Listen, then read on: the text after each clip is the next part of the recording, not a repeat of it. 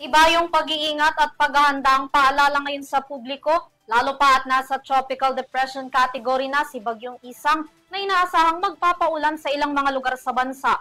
Nagbabalik si Criza Lopez para sa ulat panahon.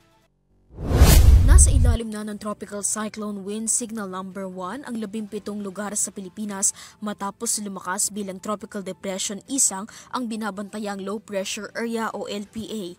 Batay sa weather forecast ng Pag-asa, huling nakita ang sama ng panahon sa paligid ng Kasiguran Aurora.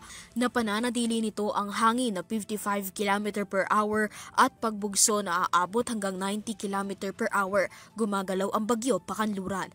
Ayon sa Pag-asa, tatahagin ng Tropical Depression Isang ang Hilagang Luzon sa susunod na 12 oras hanggang marating nito ang West Philippine Sea. Inaasahan na lalabas na ng PAR ang bagyo bukas, August 23 ng umaga o hapon.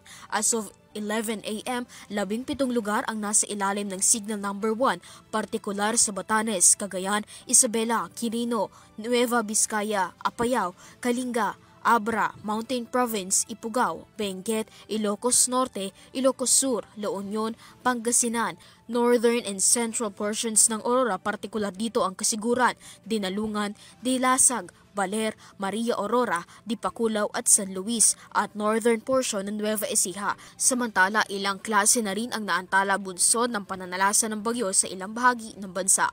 Para sa Hero TV News, Criza Lopez, sumasaludo sa bawat Pilipino.